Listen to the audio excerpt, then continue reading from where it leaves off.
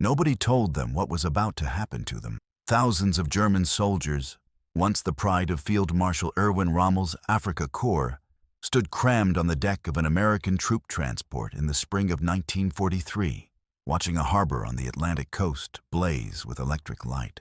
They had just spent weeks crossing the ocean as prisoners of war, expecting hunger, expecting punishment, expecting whatever fate awaited men who had lost.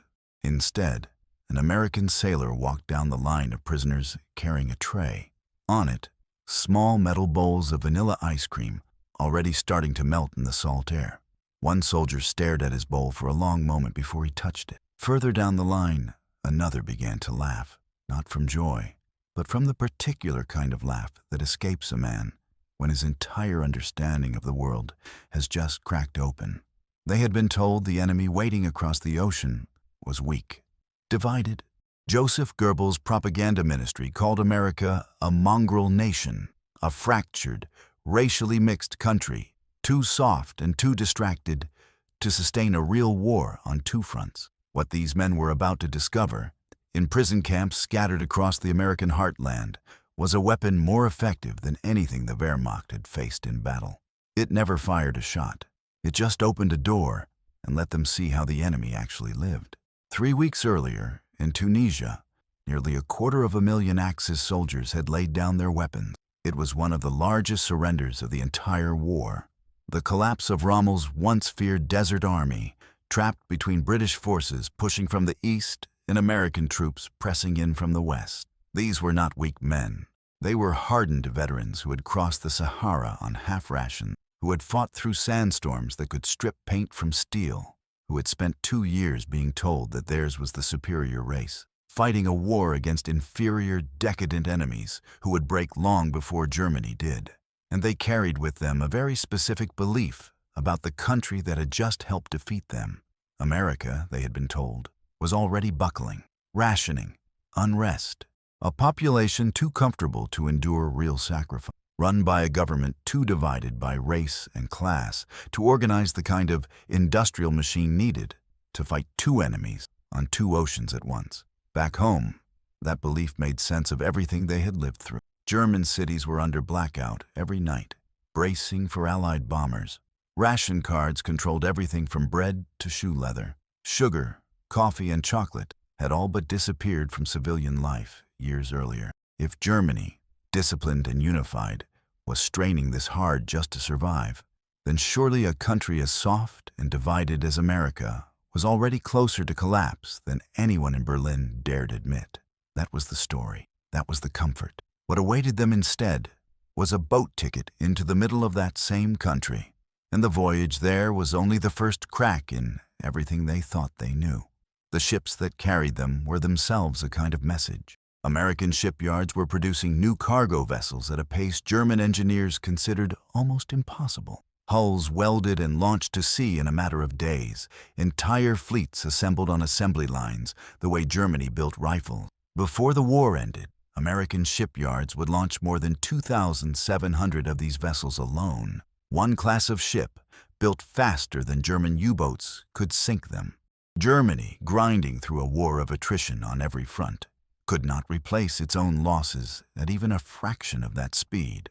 It was a gap in production capacity that no amount of ideology could paper over, and these prisoners were about to see the proof of it firsthand, on a scale no propaganda reel had ever shown them. Then came the food. Aboard ship, prisoners were fed fresh bread, real meat, coffee that didn't taste like the burnt grain and chicory substitute the Wehrmacht called Ersatzkaffee. For men who had stretched water and tinned rations across brutal desert heat, it was already disorienting. Some of the older soldiers refused to eat the ice cream at first, convinced it had to be some kind of trick, a performance staged for prisoners, before the real punishment began once they were out of sight of witnesses. It never came.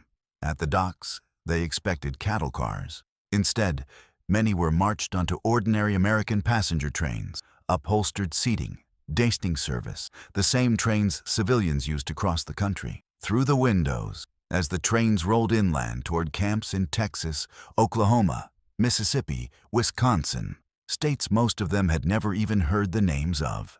They watched entire American cities pass by fully lit after dark. No blackout curtains, no darkened windows, no wardens patrolling the streets to snuff out a stray porch light.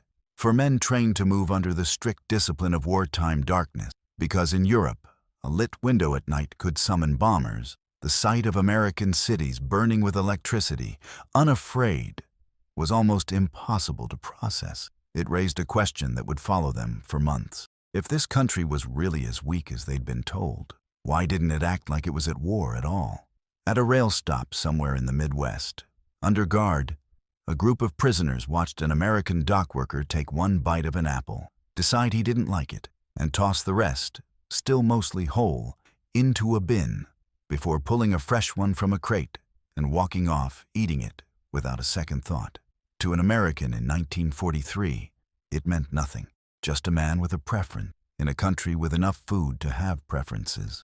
To men who had crossed a desert on quarter rations, who had watched comrades collapse from thirst, it meant something closer to a revelation. Some who lived through it would later describe that exact kind of moment as the first time they understood they weren't fighting an army. They were fighting a machine that could afford to waste. Inside the camps, the mathematics of abundance finished what the voyage had started. By the war's end, roughly 370,000 German prisoners had passed through camp systems across the United States, part of a broader wartime total, alongside Italian and Japanese prisoners, that peaked at close to 426,000 men held on American soil, spread across more than 500 camps in nearly every state in the country. For soldiers raised on the idea that America was overstretched and fading, that number alone should have been a warning. The United States had enough surplus capacity to hold nearly 500,000 enemy prisoners thousands of miles from the fighting, feed them, clothe them, guard them, and still keep two fronts running on the other side of the planet. Bound by the Geneva Convention and determined to guarantee the same treatment for American POWs held in Germany, the U.S. Army fed, housed, and paid its prisoners according to strict rules. Men who worked, and hundreds of thousands of them did, filling desperate wartime labor shortages on farms, in canneries, lumber camps, and army depots, earned around 80 cents a day in camp scrip. At canteen prices, that was enough for 16 bottles of Coca-Cola every single day, if a man wanted them. Chocolate bars, a luxury the German home front rarely saw at all, cost a dime, stocked in casual abundance by at least 5 different American manufacturers. At mealtimes, sugar sat out on the tables in open bowls, unlocked, unrationed, refillable. For men raised under strict wartime rationing, who remembered sugar measured by the spoonful and hoarded like currency, the sight of it sitting there, free for the taking, was almost unbearable to look at. Camp records later showed something remarkable. German prisoners gained an average of roughly 25 pounds during their time in American captivity. Some got sick in the first weeks, their stomachs unable to process the sudden fat and sugar. A few genuinely wondered, in confusion, if they were being poisoned. That was how far outside their frame of reference American abundance had become. Nowhere was that abundance stranger or more surreal than at a camp built on the plains of central Texas, outside a small town called Hearne. The first men to arrive there in June of 1943 were, once again, non-commissioned officers of the Afrika Korps, some of the very same soldiers who had surrendered in Tunisia weeks earlier. Under the Geneva Convention, officers and senior non-commissioned men could not be forced to work, which meant that, for nearly 5,000 German prisoners at Camp Hearne, the war had ended in a very literal sense, and an enormous amount of empty time had opened up in its place. They filled it in ways nobody back in Berlin could have imagined. Prisoners built ornamental garden fountains inside the compound, carefully bricked and shaped, simply because they had the time and the materials to do it. They built a stadium-style outdoor theater with tiered concrete seating for 200 people and an orchestra pit at its center, because among the thousands of men held there was the personal military band that had once played for Rommel himself, along with Willy Matz, former conductor of the Leipzig Symphony. That orchestra performed full concerts inside a Texas prisoner-of-war camp, for audiences of fellow prisoners and, on occasion, for the American guards and townspeople who came to listen. Other prisoners staged full theatrical productions and operas, sewing their own costumes, painting their own scenery, printing handmade posters to advertise the shows. It is one of the strangest images of the entire war.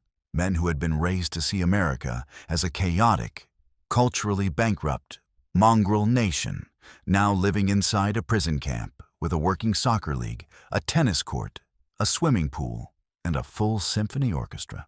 Better resourced in some respects than what many of them had left behind in a bombed-out Germany. For a soldier still clinging to the idea that his country was fighting a war against a lesser people, Camp Hearne was very difficult to explain away. It wasn't only the food, it was the people. Nazi ideology had spent a decade insisting that racial purity was the foundation of national strength, that an integrated, mixed society was inherently weak, doomed to collapse under its own contradiction. On the farms and in the camps where German prisoners worked, many of them saw the opposite. Black and white laborers working the same fields, side by side, without the rigid segregation their propaganda had led them to expect from a country supposedly obsessed with its own racial hierarchies. Women running heavy machinery in factories built to replace men who had shipped overseas. A labor force Nazi doctrine insisted should have been too fractured to function, functioning well enough to help defeat Germany on two fronts at once. Some farmers, working alongside the prisoners assigned to their land, began inviting them to Sunday dinner, not from ideology, just from the plain, practical decency of American rural life. You fed the people helping bring in your harvest, prisoner of war or not. None of this went unchallenged. Not every prisoner watched his beliefs quietly dissolve over a bowl of ice cream. For the most committed true believers still locked into the camp system, doubt looked less like curiosity and more like betrayal. And betrayal, inside a POW camp still governed by its own internal hierarchy of rank and loyalty, could be lethal. In March of 1944, at a camp built specifically for German naval prisoners in the Arizona desert, a young U-boat crewman named Werner Drexler arrived at his new compound. He didn't know that word had already traveled ahead of him. Drexler had cooperated with American naval intelligence after his capture, quietly passing along details about U-boat operations. Within hours of his arrival, his fellow prisoners identified him as an informer.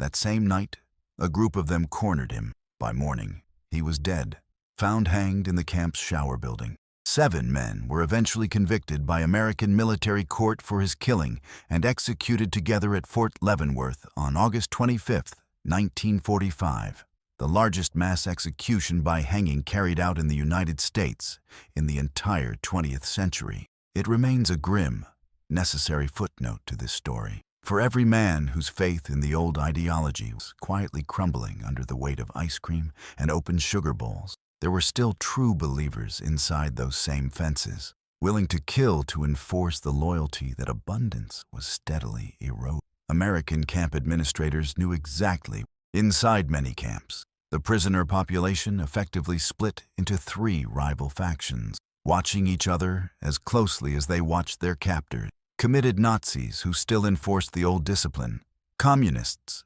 who had their own competing loyalty, and a smaller, quieter group of Democrats and skeptics who kept their doubts to themselves rather than risk what had happened to men like Werner Drexler.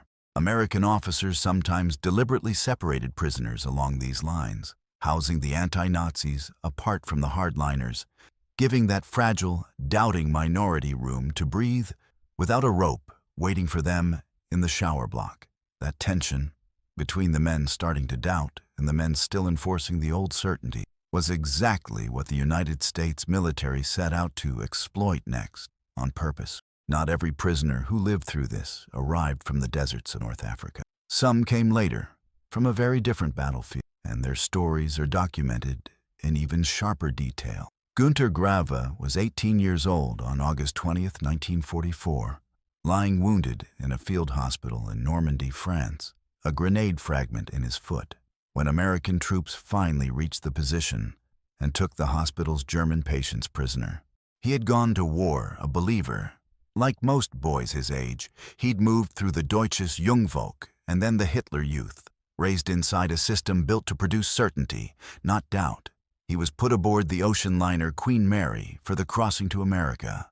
Comfortable quarters, ample meals served on metal trays, more food than he had seen in years. Then a long train ride across a country he had never expected to see up close, ending at Fort Lewis in the state of Washington. It was there, standing in front of a small wooden commissary counter sometime that autumn, that Grawe faced a decision that stayed with him for the rest of his life. Ice cream or a bottle of Coca-Cola. He hadn't tasted ice cream since he was a boy. He had never once tasted Coca-Cola. So he bought both. Decades later, he would put it simply. In that moment, he realized how lucky he not to survive the war, but to have been captured by the American army instead of the Soviet one. Some of the German prisoners at camps like his came to call their captivity a golden cage. Guards who didn't shout insults, fellow prisoners, some with teaching degrees back home, running informal English, French, and Spanish classes in the barracks. 80 cents a day, spent on chocolate and Coca-Cola his mother and sister back in Germany could only dream about. Weeks spent harvesting apples, sugar beets, and cotton across Washington, Montana, Idaho, and Arizona, working alongside American civilians who, more often than not, simply treated him like a person. At some camps, the education went further than a few informal lessons. American universities, the University of Kansas among them, sent professors directly into the wire to teach full accredited courses inside the barracks, complete with reading lists, exams, and course outlines translated into German. Some prisoners who took those courses returned home after the war to find that German universities recognized the credit. Men had gone to war as soldiers and come home partway through a college degree, earned inside a prison camp in the middle of the American plains. Then, still inside the wire, came the turning point that no ration of ice cream could explain away. Newsreels, photographs, the first real evidence shown to prisoners as part of a quiet, deliberate American effort of what the regime they'd been raised to trust had actually built back home. The camps, the killing, the 6 million. At one camp in North Carolina, after a screening of newsreel footage from the liberated concentration camps, roughly 1,000 German prisoners walked back to their barracks and burned their Wehrmacht uniforms. Voluntarily, nobody ordered them to do it. Nobody needed to. It didn't need to be forced on them. It only needed to be seen. The United States military had by then already begun accelerating this shift on purpose, and with far more sophistication than most prisoners ever realized. Starting in 1943, a classified program ran out of a converted coastal fort in Narragansett, Rhode Island, a place its own staff nicknamed the Factory. There were no guard towers at its gate, no armed sentries. A small, hand-picked group of American intelligence officers worked alongside roughly 85 carefully selected anti-Nazi German prisoners, distributing books Hitler had banned, screening films the Reich had suppressed, including newsreel footage of the liberated concentration camps, titles that had been burned in Germany a decade earlier, including a biography of Abraham Lincoln that quietly modeled a very different kind of national leader, were passed hand to hand through the barracks, alongside American classics translated into German by the prisoners themselves. Out of that unlikely fort came a newspaper called Der Ruf, The Call, launched on March 1st, 1945, printed in runs of 11,000 copies and distributed to canteens in more than 130 camps nationwide. On its surface, entertainment, fiction, light reading, familiar names, and familiar problems. Underneath, a slow, deliberate case for a different kind of Germany, one that might exist after the war ended. Two of its editors, a young writer named Hans Werner Richter and a fellow prisoner named Alfred Anders, poured themselves into the project, shaping its tone with a kind of intellectual honesty most German publications hadn't been allowed to practice in over a decade. Hardline Nazi prisoners in other camps denounced Der Ruf the moment they recognized what it was doing.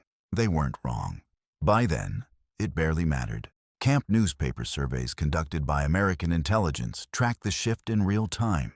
In March of 1945, out of 44 camp newspapers examined, the overwhelming majority still leaned Nazi or strongly Nazi. By the fall of that same year, out of 80 camp newspapers studied, the numbers had flipped.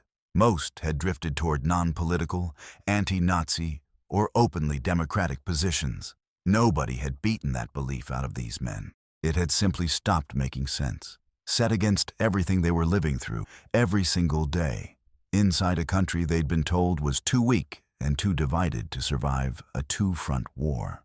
Not every prisoner changed. Some left America in 1946 or 1947 with their convictions fully intact, embittered rather than transformed. History rarely moves in one clean direction for everyone at once. But for a striking number of them who passed through those camps, something shifted permanently, and it followed them home in ways nobody in that secret Rhode Island fort could have fully predicted. Hans Werner Richter and Alfred Anders carried the idea of Der Ruf back to Germany with them after the war, reviving it as an independent magazine for a new generation of German writers trying to make sense of what their country had done. The American occupation authorities banned that second version within 2 years, uneasy with how sharply it criticized the very occupation that had once sponsored its predecessor. But the group of writers Richter gathered around it didn't disappear. In 1947, they became something else entirely. A loose, informal literary circle that would go on to shape German literature for the next 2 decades, discovering and championing young writers still working through the wreckage of the war.